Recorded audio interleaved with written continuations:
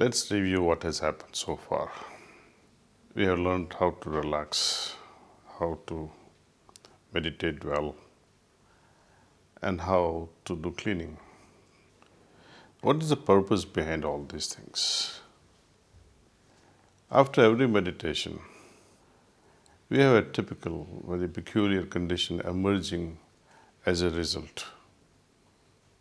Don't we like to maintain that spiritual status or inner condition or that lightness that you felt after the meditation, or that you feel so centered within yourself that you like to continue with this state of centeredness within? Let's call it as a meditative state which has emerged out of this meditation. Is it enough that we meditate for a few minutes and enjoy that meditation?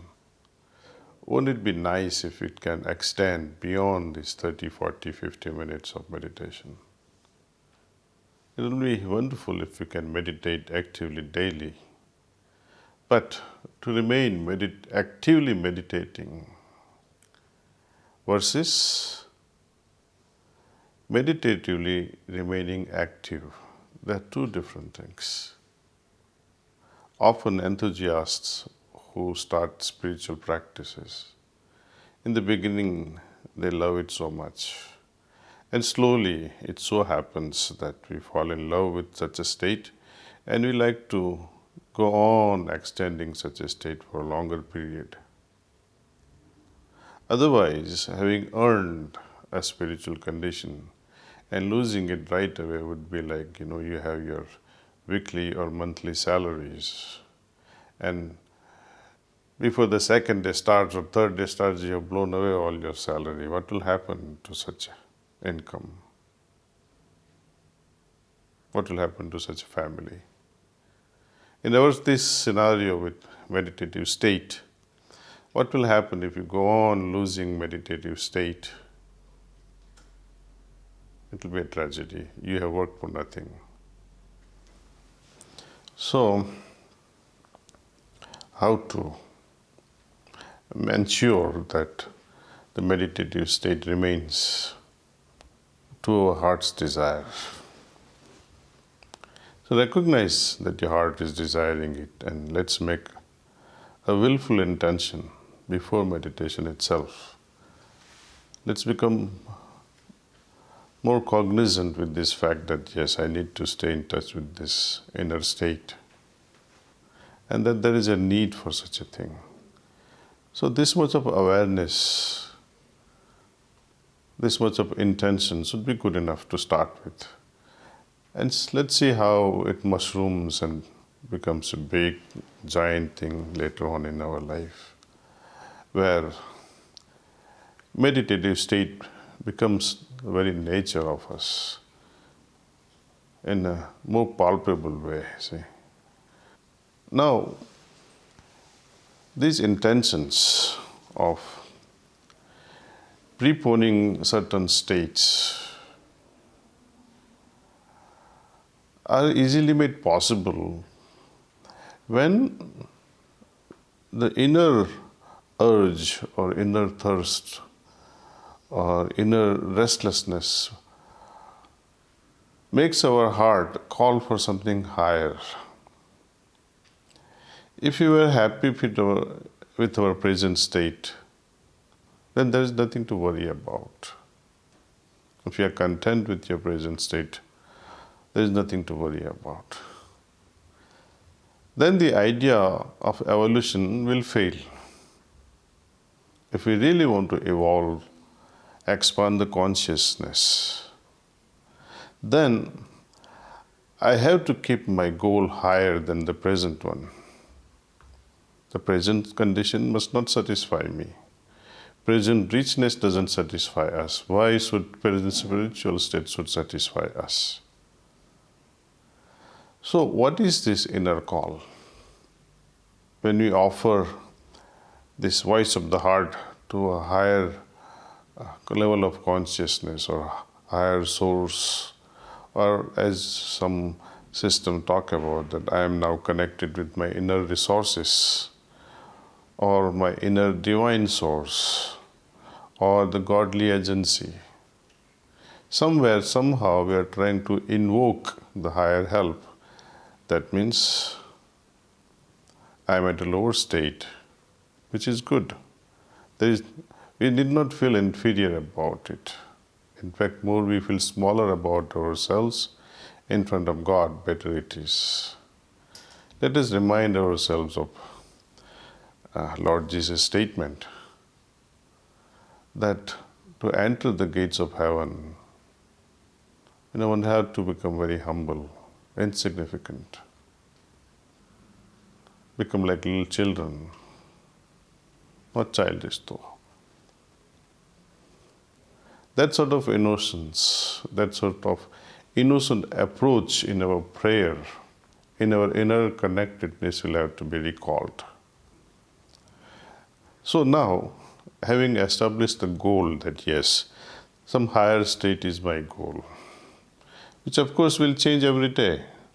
Once you reach a certain higher level of consciousness, that has become your normal state now. But then something higher will be pursued in smaller and subtler doses. You would crave that, yes, I must achieve that state. And after a couple of meditation, you may be able to achieve. Then what happens to that level of consciousness? It becomes normal for you. And again, something higher is inspiring you.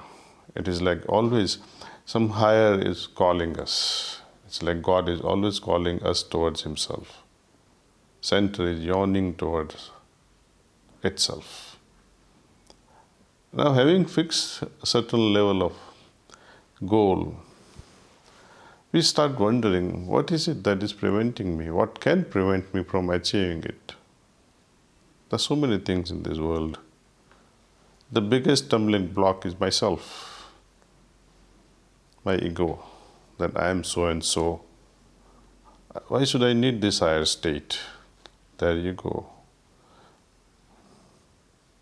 Is there a higher state than my present state? Then you have sought yourself in the foot and say, oh, how can I achieve something higher when you don't even become cognizant of its presence because you think yourself so full of certain things? That is out of ego. Secondly, the mundane things in the world that, I had to satisfy this desire, I had to satisfy that desire. And we already talked about certain levels of impressions that we gather, samskaras we call, or karmas we call. Samskaras are nothing but the effects arising out of karmas. The other day we discussed about how samskaras are formed. Newton's law, where it says the actions and reactions are equal and opposite in direction. In the spiritual realm, let's say for example, someone looks at you or you look at someone and you are attracted. Will the reaction be the same? At emotional level, it can create a tsunami in our heart. Just a single glance can create a tsunami of love. Or at times, certain act can create a tsunami of hatred, of anger. A simple thing becomes so mega. So inner realms don't follow the Newtonian principle. It has its own rules and principles. So samskaras are something, or the impressions are something that belongs to the past that has created my psyche, based on which I react today. If I was not exposed to a certain level of surrounding, and if I had not made up my mind in certain ways, then I would not react in that particular way. So, if my heart is clear from all kinds of impressions, then I'll be able to make a fresh, neutral, unbiased reaction to every situation. That is the purpose, the ultimate purpose of all these practices, that I become absolutely beyond these likes and dislikes, beyond these pulls and pushes of the world. I should be able to transcend myself through this inner consciousness, how I react to various situations.